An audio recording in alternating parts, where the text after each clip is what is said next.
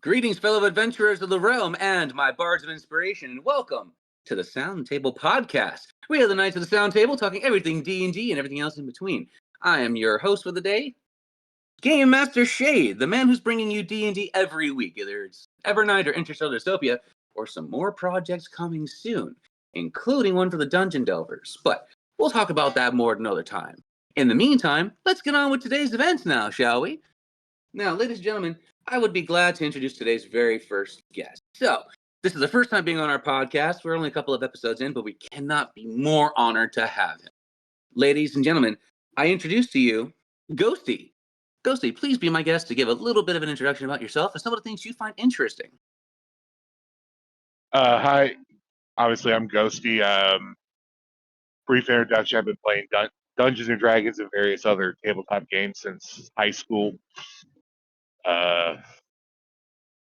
Interests consist of everything from comic books to trading card games to video games.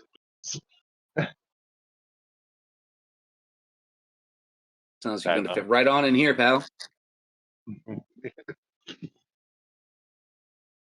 I couldn't be more honored to have you join us. Yeah, seriously. The fact that you're going to be one of my upcoming players in the campaign, the fact that there could be some other campaigns in the future, well, I'll be looking forward to seeing you, and the fact that you may be hosting your own campaign on the server, I look forward to some of the things you bring in your perspective on the game. So, thank you for taking the time to tell us a little about yourself. We're going to be coming to you on our first topic after we get through our introductions. Sound like a plan? Sounds good to me. Excellent. Next up on our lineup, another kind of friendly face, one who's been here for another episode before, but one who's ready to tell us some more about themselves. Ghostface, please step up to the bat and tell us a little bit about yourself today. What's going on, guys? I'm Ghostface. I play Naram, and and that's my son in the background. And I play Louis in Interstellar. I've been playing D&D for quite some time. Just got back into it. Jumped into this one, and I've been having a lot of fun doing it. Oh, that touches my heart as a DM. Usually my players are calling for my hatred and absolute destruction. So it's always nice to hear something good. Thank you. Thank you. All right, next up on my list, a person who really needs no introduction. I've been here before since the very first episode, but I can't help but put them back up on the lineup again. Miss Cody, please step forward and tell the world a little bit about yourself today. Hello, everyone. It's me, Cody again. I am the owner of Cody Rose Studios and Love Siren, and I play D&D a whole bunch. And I'm actually maybe starting my own campaign soon. Hint, hint. Wink, wink. Maybe. Ooh. We'll be on the lookout for any updates you give us. And I'm just happy to be here, like always. We're absolutely honored to have you. I'm glad you can take some time out of your busy schedule for making all the things that you work on to not only be a part of the campaigns we have running here, but help us make some of the amazing content each week. Seriously, you're a big part of things, and we appreciate your efforts. No problem. Anytime. Next up on the docket, someone who also kind of doesn't need introduction, as you were here for one of our previous episodes, but someone I'm more than honored to be working with, especially as our history has crossed paths more than one. Fenrir, my friend, please step on up to the bat and tell us a little bit about yourself. Hello, my name is Fenrir. I voice act, I edit a little bit. I'm just starting learning on how to 3D model, so that's going well. And yeah, that's about it. Hey, at least you're keeping busy with a couple of different things, right? Your life is always in transit. And that's kind of the beauty of life, especially as you've come to be in a couple of my campaigns, as a matter of fact. Seeing your style of playing D&D, it's fascinating. Having a voice actor play D&D is a different experience than just your average player. It brings a little different caliber to the performance. And we're glad that you bring your particular spin to things to our works here. Seriously. Since we've gotten our introductions for our guests for today out of the way, allow me to put the first topic of conversation on the table, and let's see where we go. Ladies and gentlemen, scenes from a hat. You guys have seen this probably on some media, maybe from a classic TV show about who's and lines and from somewhere anyway. But I do a little bit of a different spin here. So, scenes from a hat. The idea here is you are going to be one of the classes of D&D. Maybe it's your favorite, maybe it's another one. We're going to have to see how well you do it. I'm going to roll a random scenario on the table. You're going to have to portray that scene. So, going in order of our guests today, Ghosty, you're the first one I have on the dock. So, allow me to roll for what your potential race and the scenario is. Give me just a moment to get my dice. You're going to be a dwarf. So first, start. Here is your scenario. You were in a dispute with a goblin over the price of a singular gold nugget. Oh Lord, a dwarf. Think you can pull that off? Probably. Well, let's see how it rolls. I'm going to throw myself on mute, and I'm going to let you have the stage. Oh God, a dwarf. Dwarf. Oh, you pesky green skin! That is my gold nugget. I dug it up myself. I guess I would need more interaction on that. I apologize, Shade. Big old bearded jerk.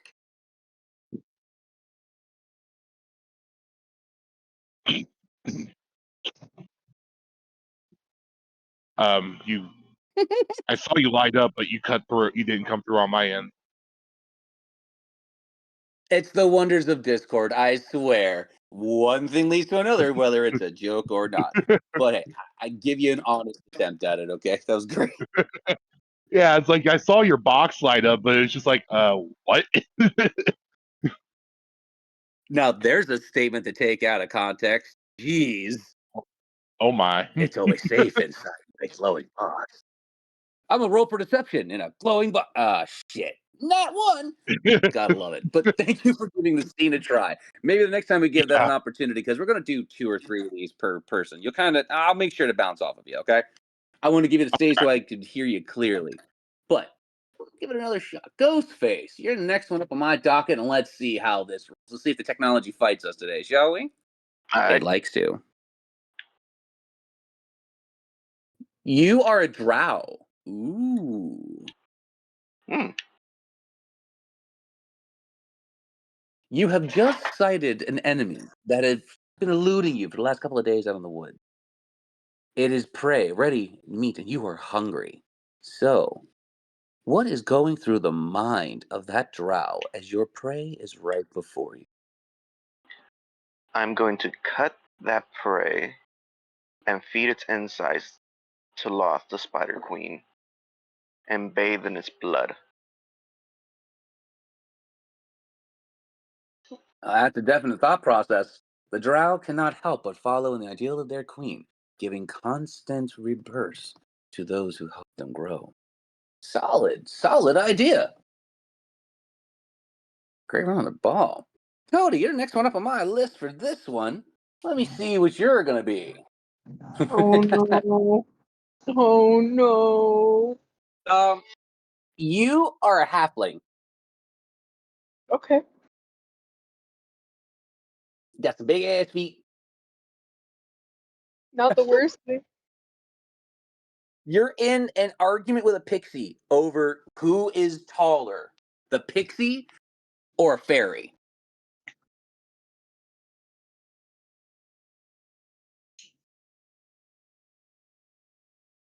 Okay. Okay, I think I got this. The fairy is the one that's smaller. Okay, but when you look at it this way, when you look at it the way that I'm looking at it, if you just take a look here, you'd see the height difference. The height difference. It's I clear don't that there's see a height nothing. because you're blind. There's clearly a difference. I And ain't by blind. Look, if I put my hand here and I put my other hand here, they don't even go over my hand. They're too small. that's because when you put your other hand up, you're standing on your tippy toes. I'm supposed to be on my tippy toes. I can't reach them. See, and that's why they're taller. But they're not. They're smaller. Oh. Why? Why? just, Just why? oh, that was good. That was good. Thank you. Thank you for that. That was solid. Like, but if you look at it this way, though, Um, then no. Legally distinct, different character. I'm not that fuzzy. legally distinct. Fuzzy red guy. Legally distinct character with a New York accent. If a certain Sesamean area guy was from New York, maybe, but no. All right, Ben, you're next up on my list for who's on that. All right, Of course I am. you are an Asimar. Oh, what? An Asimar. They are kind of I've half never heard divine, that. like celestial. Oh. So they're basically half god. So they're technically half immortal.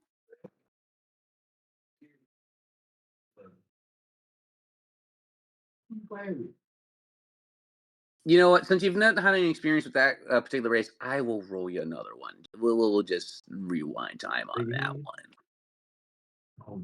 Okay, well, you rolled for human, so you should have experience with that one. Yeah, I have plenty of experience with that one. Sorry, I was talking with somebody. So continue. It's all right. So you've rolled a human, and on the scenario that you need to play out, you are a rogue who's about to sneak up on an unsuspecting quarry.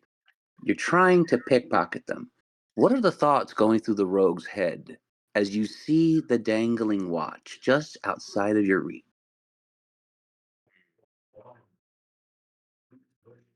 Just like, just down on. I wouldn't be able to like describe it to you, and I don't want to turn on my camera. But he's like down on the ground. He's leaning away from them while his hand is like reaching towards the watch, and like they're just inching closer. And and when they finally grab the watch, when they finally grab it, they pull too hard, and the guy notices they're there. The inexperienced pickpocket, you're like, I'm going to get it. I got it. Yeah, shit. Yeah, Perfect. that's about it. That is perfect. That is perfect. Thank you. That is our first round of scenes from a hat. I will mix up the whole shebang of options. And let's try this again. Ghosty, let's see how take two does now that we've got the system working. You never know what's going to work till you try it. And I unfortunately break things before they get better. So here we go. We're making it work, folks. Take two. All right. So you are a kobold. Okay. Ah, okay. You're a kobold artificer, and there is a paladin arguing with you over the cost of one of your trinkets.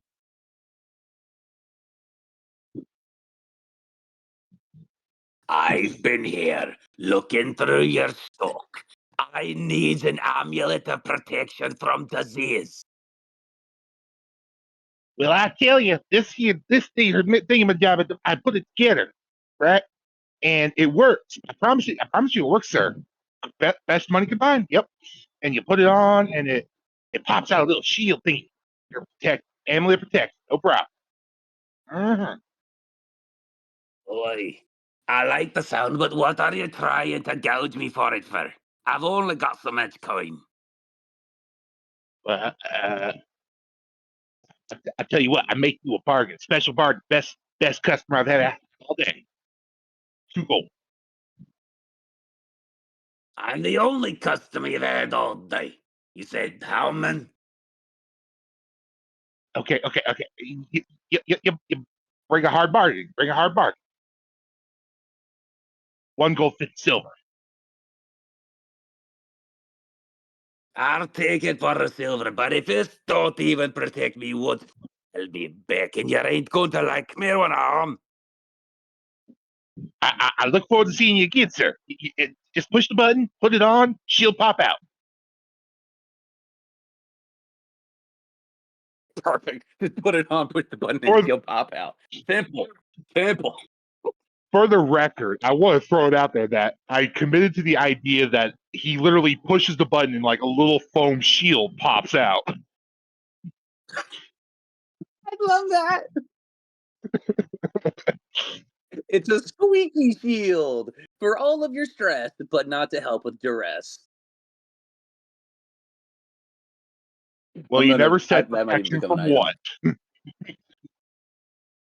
I did, but that's all right. Let's go for the scene. You'd never know. Ghostface, you are up next on the docket for scenes from a hat. Let's see what we got. Okay. All right. This is going to be interesting. You are a mind flayer. Ooh.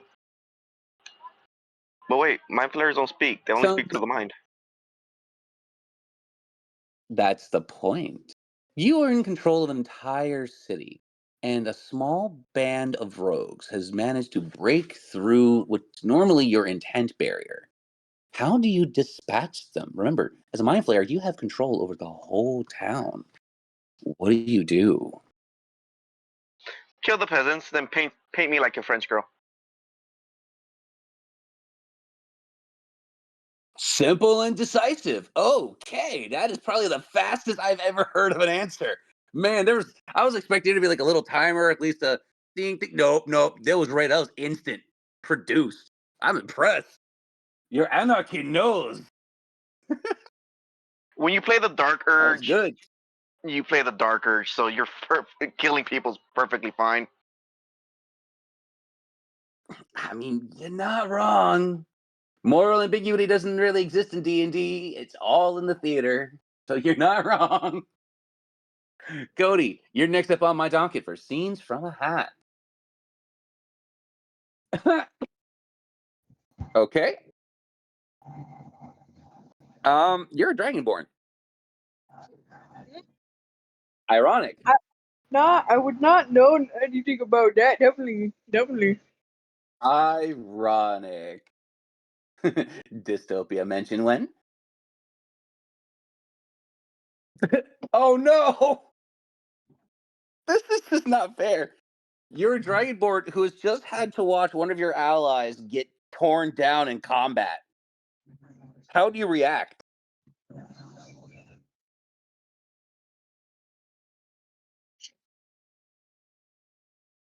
I gotta do it. I gotta do it. You gotta do it. You gotta do it. Do it. I float over. No. No. Not another one. We've lost so many already. It's just like yesterday that he passed. Not again. Now I have to kill this enemy double as hard. But,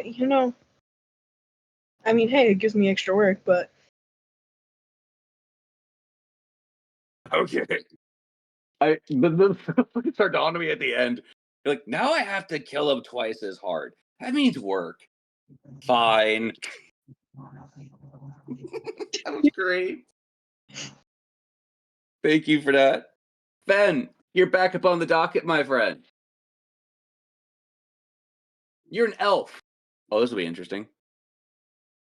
A deep voiced elf. So Very few deep of them voiced in the universes. What's my scenario? Oh no, a dwarf. A dwarf has just broken your favorite bow. What do you I say? wouldn't much care. I can make another one. I mean, I even if it's mean, from the I world guess trip, I'm not getting that pressed about it.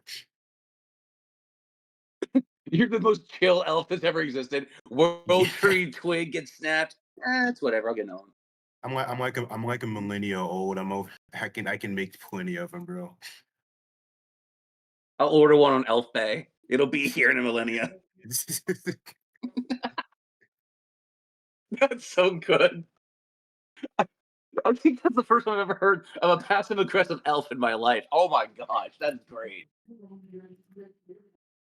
What a concept. Thank you for that. Thank you for that. All right, that has been scenes from a hat. We will maybe readdress this particular topic, but this could really go on forever and ever, be an entire episode just by itself. So maybe we'll do something with more extra games in the future. So, our second topic of the day, and it's a bit of a favorite. Am I the asshole? I'm going to be painting a couple of scenes from you guys from around the table, and we're going to talk about some table moments that we've looked at each other or some other players, and we just kind of go, am I the asshole? Am I the problem? Did I cause this? Now, as the DM, my automatic de facto answer is usually yes, I did cause this, but there's moments. There's moments where you really have to question, you have to ask.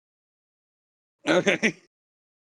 So, I will give everyone here a chance to go before I share mine because obviously I've got a crap ton on the table. So let's go with our first guest, Ghosty. If you would, tell me some moments where either you've looked at yourself as the player or you've looked at some of your other players around the table and you're like, that guy's got to be asking himself, am I the asshole here? So it's funny. The minute you said, "Am I the asshole?" I had two stories from just my career of Dungeons and Dragons come to mind. One of them, I was the DM for, and I was very new to the. I was new to the hobby. Didn't really know what I was doing. Volunteered to be a DM, but the guys I was let walking through how to make their characters, they just kept like, the phrase "you give an inch, they take a mile." That it was that. It's like, oh hey, can we have this? Can we have this? Can we have this? And eventually, I got so sick of them asking for more. I was like, I tell you what, you make the most overpowered character you can make. I will kill them by the end of session one. And what it comes down to, am I the asshole for literally keeping my promise of killing the whole party by the end of session one? That's That's a one of good my stories. contender. For, am I, Oh, go ahead. that's a good contender. What's your second story? No, seriously, I was like, I hear that, and I'm like, that is a hell of a story. Like, am I Uh, the asshole for keeping my word? I love that. What is your second story, though? so my second story, I was a player, and this was my friends finally talked me into playing 5e. I was very anti anything not 3.5 for the longest time. So rolled up my first ever 5e character. I did everything by the book. I rolled for his backstory. I rolled for his traits. I unfortunately basically ended up with a semi-racist half elf who hates anything that is related to demons in a party with a tiefling. So I guess comes down to it. There were times between the interactions that I could probably fill a book with between me and that person. Am I the asshole for playing the character, or should I may have dialed it back a notch and not been such a anti tiefling elf? I mean, hey, there's always going to be a fine balance and a line when it comes to D&D, especially if you're the person behind the dice versus behind the book. So I understand, like, I could have been nicer, but at the end of the day, the drama that is created from those interactions almost pays for itself in dividends. I swear. Oh, I fully swear. agree. The symbiosis between feeding off of somebody else's suffering when you're a DM versus you being in suffering as the player, it's a beautiful dichotomy. Ain't it though? It is. It is. Ghostface, my good man. I put this question to you. Either moments where you've been at the dice or moments where some of your co-players have been at the dice. What has made you have that vibe of, am I the asshole here? Oh, that's easy. It was I was at my friend's house doing D&D, and we have a player that is a half orc. That's a wizard. He had a pet pigeon, and the way he got the pet pigeon was that he had to bang a hag. So the pigeon had no choice of being his companion. So I'm a tiefling drow. Uh, there's another one that's a wood elf, and me and the wood elf we talk about how about we get um the pigeon to peck at the half orc every time he says a word. We'll bribe him with bread. And the code word for pecking would be, "Would you want bread?" Every time he would talk, we'll be like, "Would you want some bread? Do you want bread? Would you like some bread?" And we text our DM about every time I say bread, the bird pecks at him. I know I'm the asshole for that part, and I do not regret it because it's still going. He does not know why his companion is pecking him. Now, I have to ask in this situation, did the DM make it that every time he got pecked, there was a single point of damage? Yes, she's into the joke too. The best part about it is that how he described the pigeon was the rooster from Moana. That's how it looks. I'm like, oh, so it's really Oh pissed off no, at it's you a then. Yeah, it's with anger issues, but for some odd reason, his little bird companion, fell in love with me because I keep feeding it bread. anger pigeon. That is amazing. You keep feeding into its Pavlovian response to peck. That's why it likes you. Yep. That's great.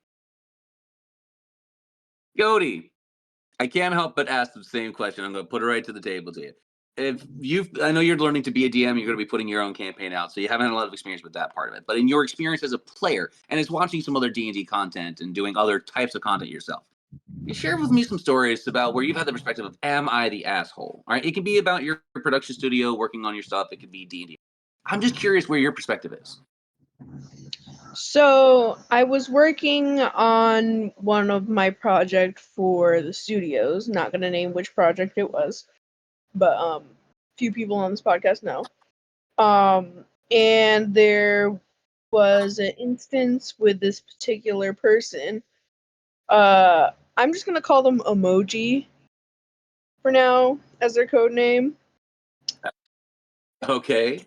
Codename Emoji. We'll remember it's a Codename really terrible, terrible movie. Emoji. So Emoji was a writer for me, and they would do some very interesting writing. And one day I decided to let another friend look over this person's work and do some modifications to it. And it was technically my writing for my show.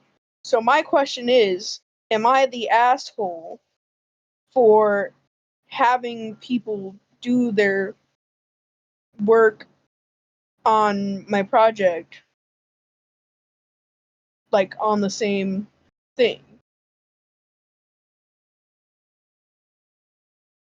So your kind of question is, are you the asshole for having more than one person on the same project? More or Yeah, less. when it was supposed to be a I group understand. project in the first place. I can see where you would kind of be like, huh. But I'll think on that one a little bit. Who would really be the asshole in that situation? Fenrir. Since you don't have a lot of experience in this particular regard, because D&D is a very new experience to you, you have experience with me as your DM. So you get the fun question. At what moment in the campaign have you looked at me and gone, man, Shade's the asshole?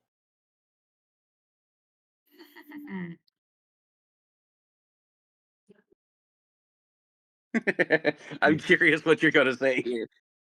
I don't want to be mean. Dude, it's all right. This is the open podcast. You can say whatever you want. I don't take offense to my players finding things either shasty or not. They can tell me the truth. But a story is always going to be a story. So put it out there. Let me know.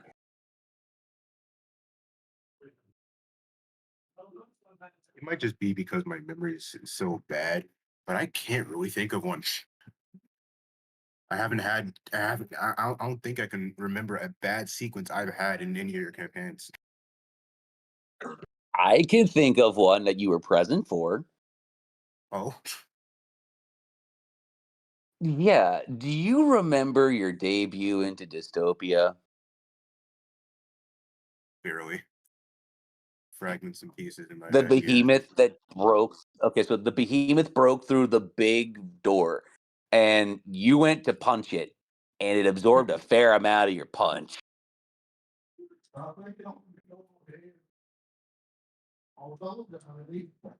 think I remember that. This was before a former bad character literally tried to blast it full of gunfire.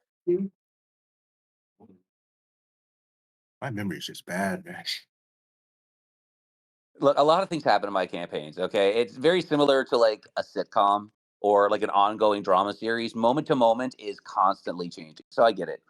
I do, but there are some moments, and I will be glad to share a couple as it's my official first run on this topic, and we'll come back around for a full turn on each person. But so I have been in D&D stuff for a little over 30 years, roughly. I've said this more than once in the past. When I was 6, my cousin handed me a handbook, and they said, "Here, shut the hell up. We're busy."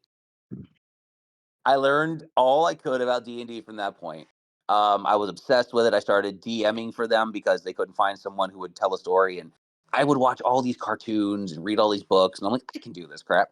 So I've been doing that for a long time. And there's a number of players that I've had. I have literally had to make some of the most vitriolic decisions in my life. So I'll share this story.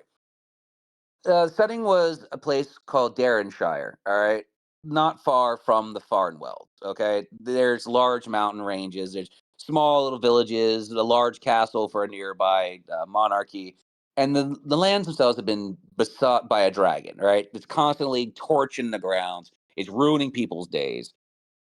Now, in this little universe, I've got 2 or 3 players that are determined every single game to do nothing more than try to get one of their co players killed. It is like their perfect, grotesque obsession that they somehow leave a death pit of their abilities for their allies to walk into. Now, the first time they did this, I thought it was error in playing, right? Like they didn't know what casting effect is. They don't know that Fireball has a 20-foot casting radius. They don't know that Meteor Storm could potentially 1 KO a party if done well. You don't connect 2 doors to Destiny or 2 dimensional doorways together and then just completely remove one for all the fall damage for fun. So the first time they start doing some of the shenanigans, I'm like, okay, they're learning how D&D works. They're trying to test the mechanics. I can't get too mad. Then the second session begins and they consciously cast Featherlight, Levitate, and the barbarian threw the one person into the air, and then everybody canceled their spells.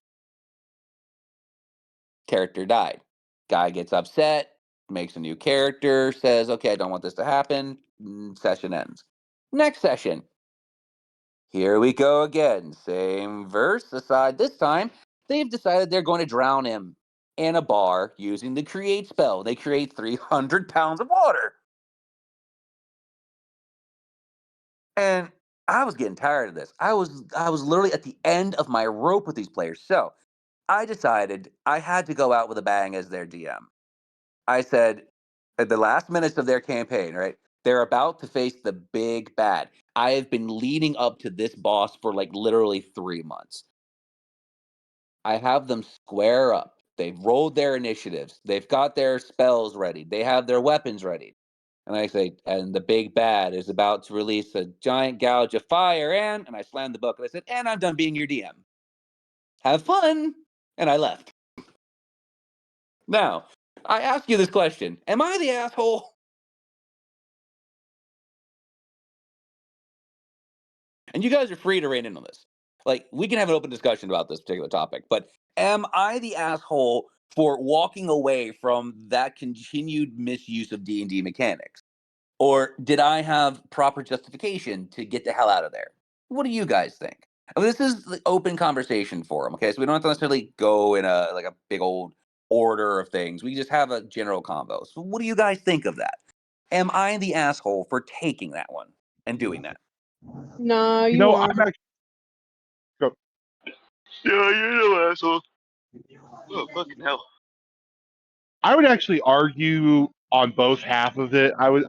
There's definitely some assholeness in there, but I feel like it's a justified asshole. Like you're you're not wrong. You're not wrong for doing what you did, but you're wrong for doing how you did. You know? Right. And that's Because about I how I mean, kind of feel about it myself. it's I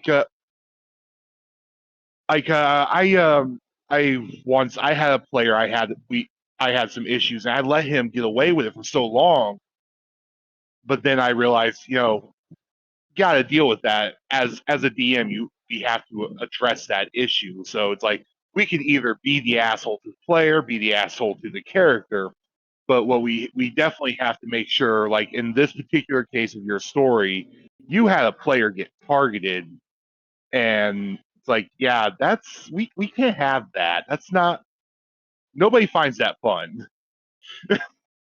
You might be finding it fun because you're not the Oh no. victim of it. But the guy you basically just flattened into the earth, the poor character. It's like, so it's like I feel you're absolutely justified for being the asshole, but you're still the asshole. I take it with a mark of pride. I was a young DM. I didn't have all of that social etiquette and how you should behave and rules of the table yet. Like I was a kid, but I was Oh, tired of that stuff, man. Like, oh, I think that's one thing having a to lot of restart people your don't story every realize. session. There's a learning curve to being a DM. You don't just pick it up and know what you're doing. You gotta judge everything in game along. You gotta sit there and watch these people interact with one another. It's like, okay, is everybody starting to pick on Tom over here, or is it just me overthinking it? Speaking of which, all right, I have to kind of rip off the band aid of things. We had a person that was on our podcast previously that was one of our players, right? And I'm going to tell the story, and I'm going to ask you all if you think this is a moment of I am the asshole. Guy's name was Warlord, okay? And he was originally playing in two of my campaigns. He started in Interstellar, got a chance to start in Evernight. At first, the guy was kind of all right. Sense of humor was all right. We were talking nicely, showing he was a writer, was kind of pleasant, right? And about two sessions in is when I started to notice an unhealthy shift, but I kind of just hoped it was a one and done situation. He got in an argument with another server member. Things kind of got out of hand. People's general, I don't want to be talking around this guy kind of flared up. Let it die for a couple days. Things seemed to iron out. People were talking fine. Sessions were going okay. Get through session 3, session 4, dystopia, somewhat okay. Get through Evernight, session 1, debut. Session 2, somewhat okay. And then it all shifted. The guy, so, guy was trying to say this in a nice altering because there's really no nice way to say it. And I apologize in advance. But I was soliciting people in their DMs for sordid behaviors, asking and putting pressure on people that are in relationships to try and get involved with them, making assumptions about what they're doing in their free time outside of work, trying to initiate romances between characters in session that wasn't warranted, or trying to actually have arguments with characters in session, which was taking away from the campaign and the actual action of our stories. And at first, I tried to be a nice guy about it. I tried to be diplomatic, right? Like I'm like, hey, look, this is what's going on. I want to talk to you in a group of people, so it's not like it's just you and me. You're gonna say I said something. I want people to know what's going on. I need to have a conversation in public about this. So I get a little VC together. I've got another person, and if you want, can I speak that you were in that call, or you can indicate in the chat if you don't want to say it verbally. Yeah, you can say I was on the call. All right. So Cody here initially was acting as my neutral person, right? Because I didn't want it to seem like I was railroading the guy or just jumping to conclusions or just beating around the bush and just delaying fixing the problem. So I asked him to get into a call so we could discuss his behavior. Almost from the offset, absolute aggression, arguing that it's all right for him to abuse others, argue across my server, bother them in their private VCs that are created for those people to have their space, going to their DMs and arguing long after I'd asked for things to stop. It became an absolute nightmare. And it got so tenable. I asked the gentleman, I'm like, look, man, what can we do to resolve this in a peaceful way instead of you just constantly trying to say that it's all right to get mad at people, that you don't want to change, that you're just going to behave this way and we have to accept that? He goes, nothing. I'm out of here. And he just 86 is out, just disappears out of the call. Immediately within an hour or two, he's got a damn sob story on TikTok saying, words were said and I'm no longer associated with them. Boo hoo. So, am I the asshole for trying to resolve things peacefully with a person that was trying to be a dick? Like, please ring in. Give me your perspectives on this one. Again, open conversation on this. But this is so you guys are aware of why we no longer have that jackass in our content. And I will call it. I will say it like it is.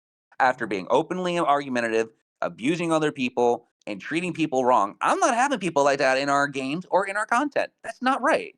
But am I the asshole for how I tried to handle it?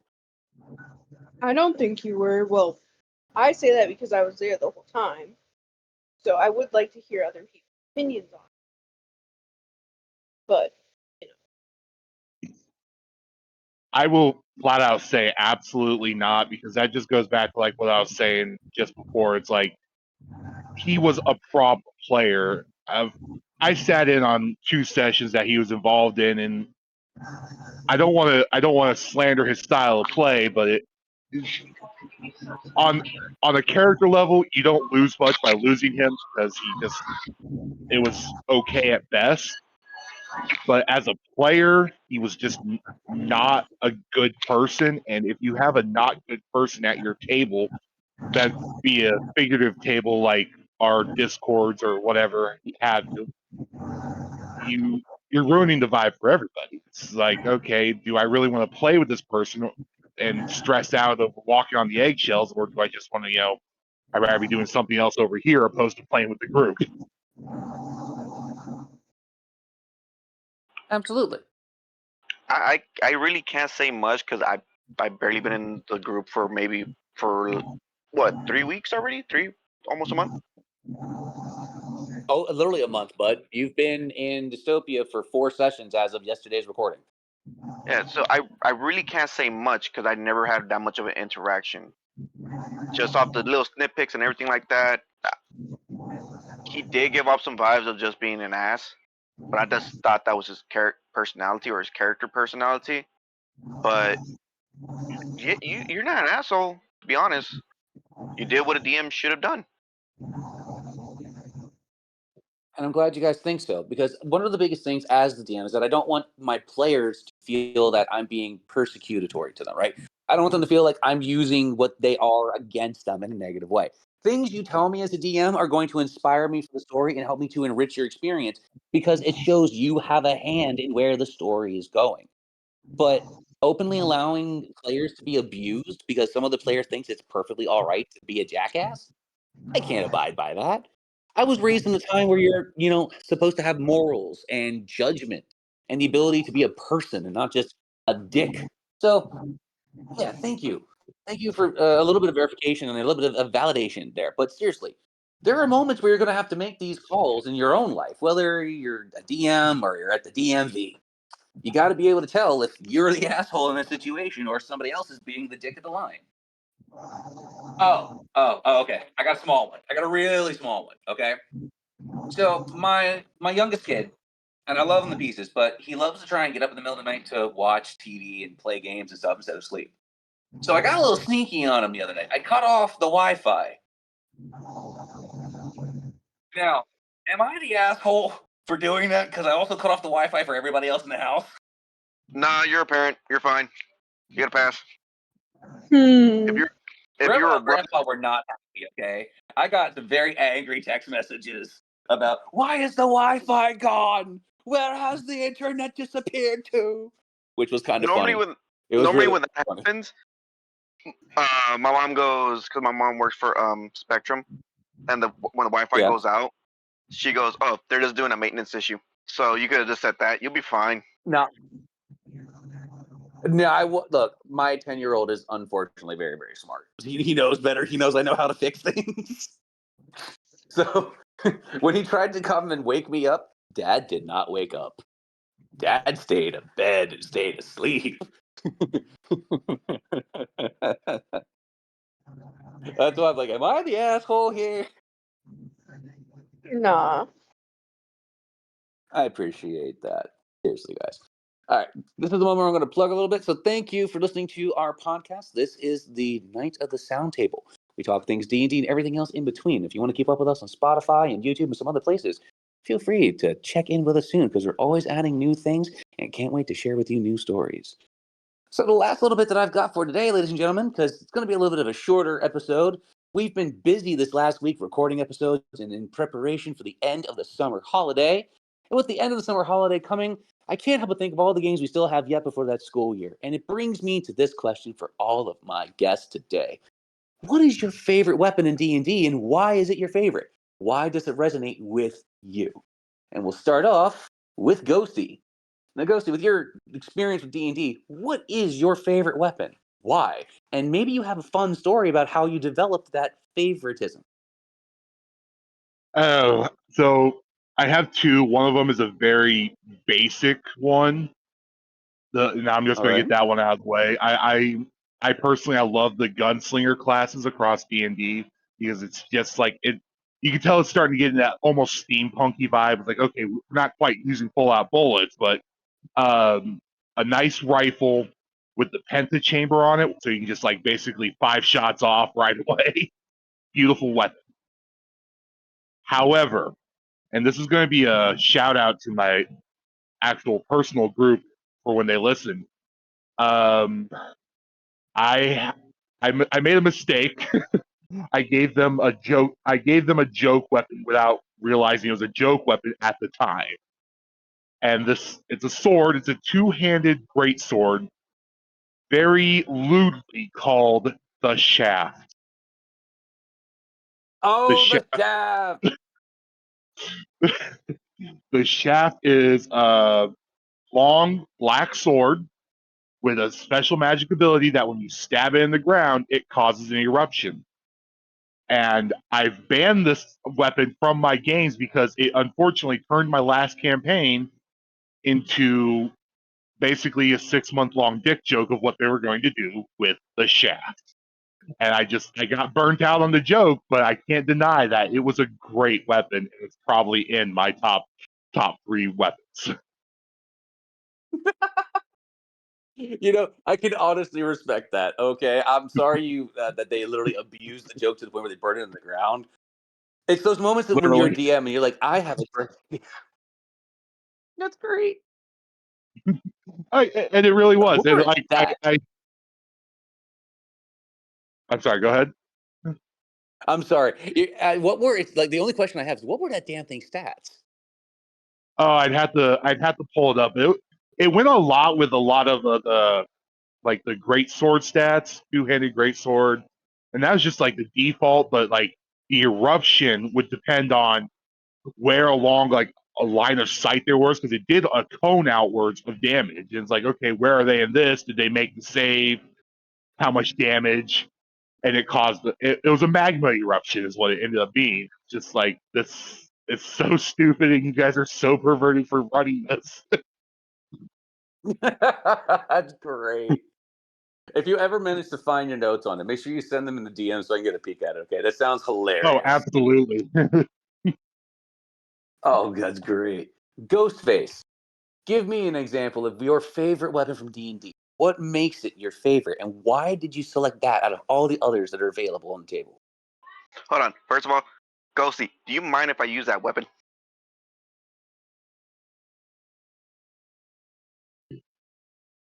I tell you what I'll do is while I'm muted, I'll look up a weapon, I'll post it in the chat. You can use it whenever you want because it was just like some random internet find. Go for it, man. All right, good enough for me. I'm gonna use that in my personal D&D.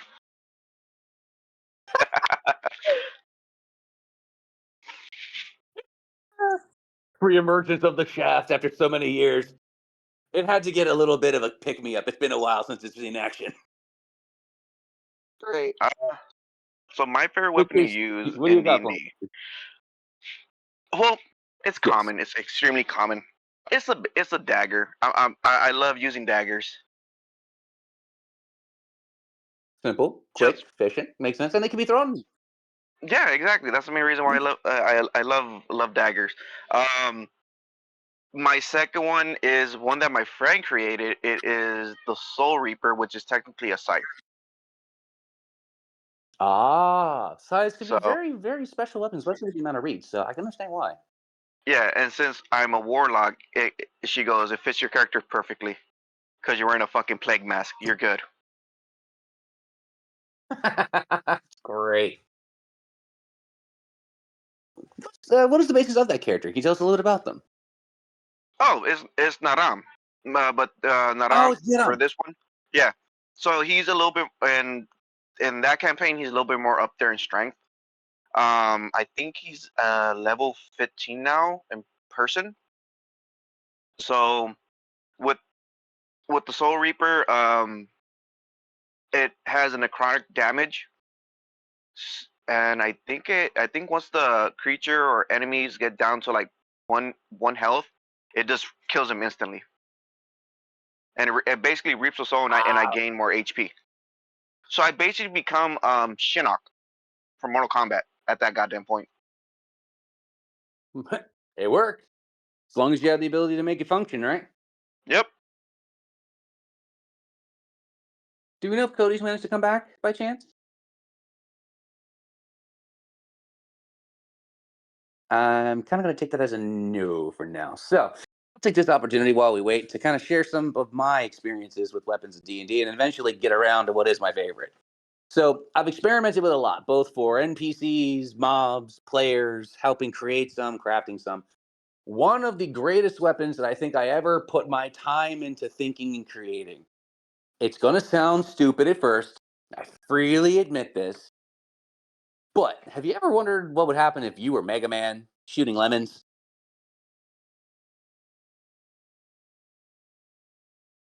I created the citrus cannon.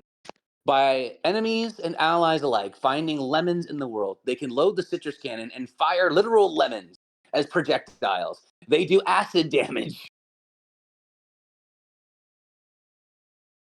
So they basically explode like grenades, and everything leaves a lemony, zesty scent behind them. Okay. Um, Another weapon that I spent some time crafting for a player was known as the Oathbreaker. Now, this was a dual-handed battle axe that one blade was silver and one blade was made of obsidian. Depending on which side of the blade was used for striking, you either had bludgeoning damage or piercing damage. If you were at higher levels when you swung this weapon, you could increase its damage based off of your strength and proficiencies in murder and sacrifice. For every innocent the player killed, it grew stronger. And who do you think I handed that weapon to? Can you take a wild guess? Like, what type of a character would I possibly give that weapon?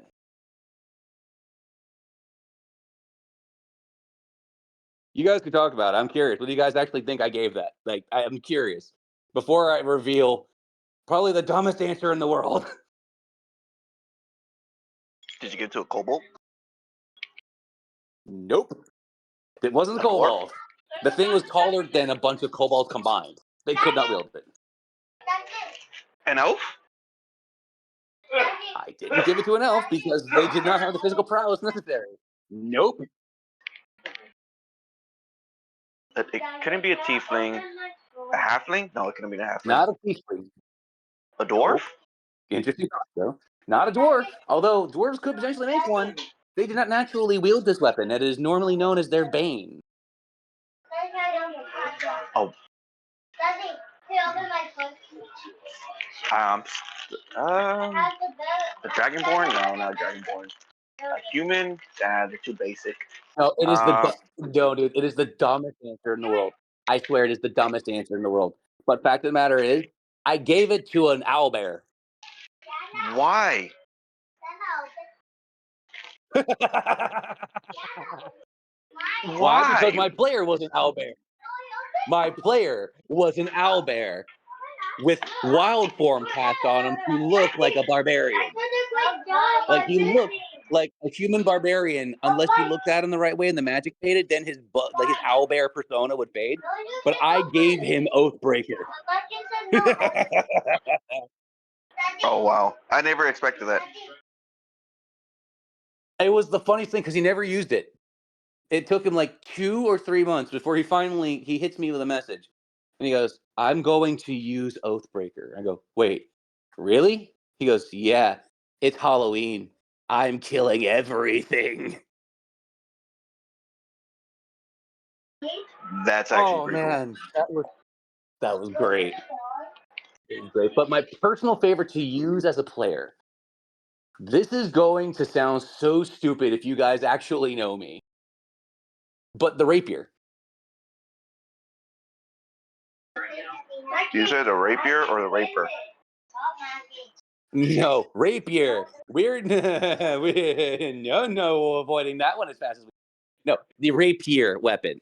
Long, thin blade attached to an intricate hand basket and pommel, used primarily by rogues and others alike.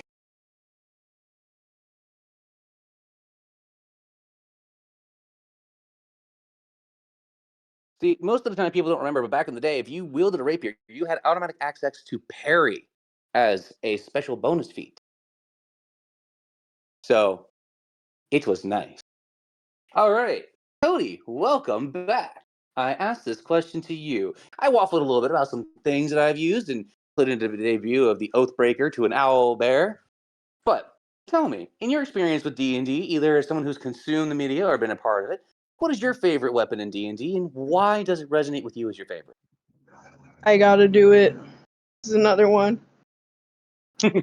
If it's not obvious by the thing that my main character Celestia likes to thinks that's really cool and fits with her theme, ice knife.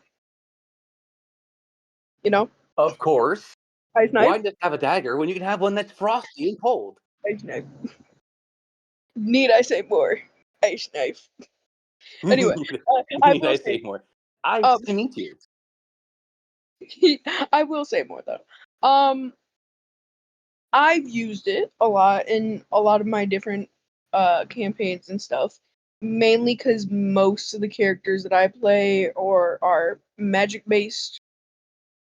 They're all magic based or half magic based. I don't know why I keep making magic based. Makes sense. You Jeez. is that because you like to pull the Danny DeVito and just anyway start blasting? um, sometimes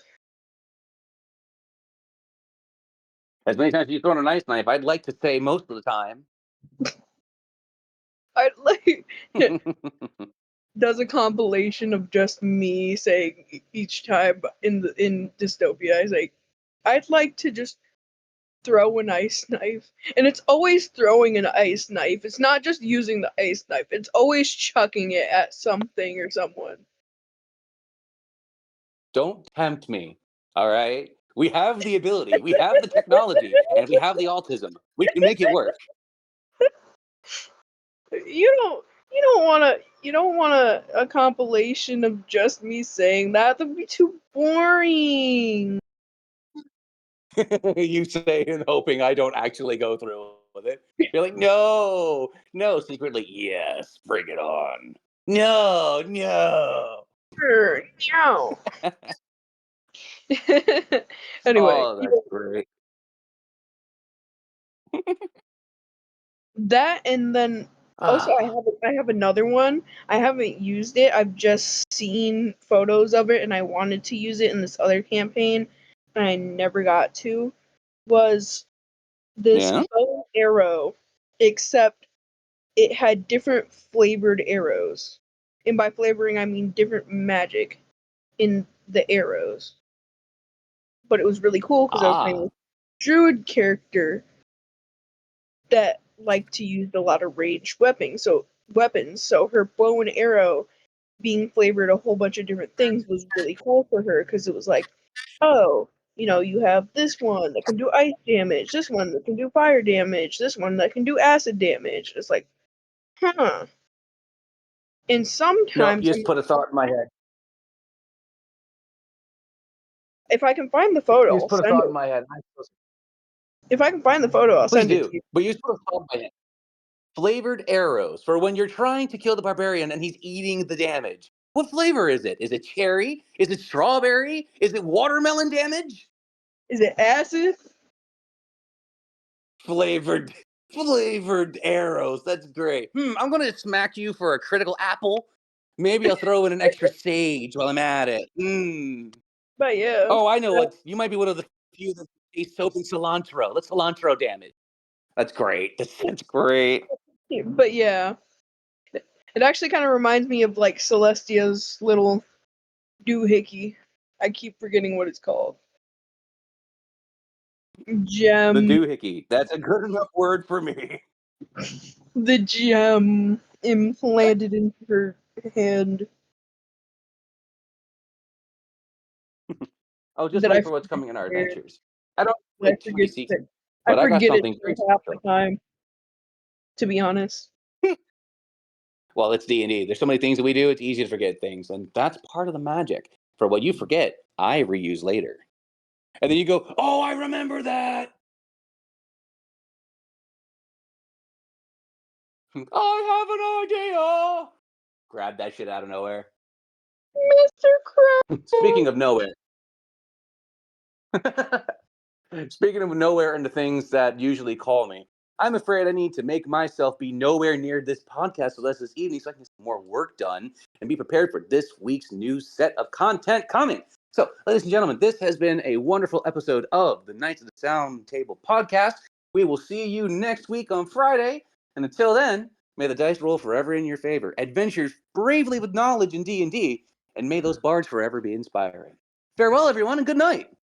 Bye-bye. Adios, amigos.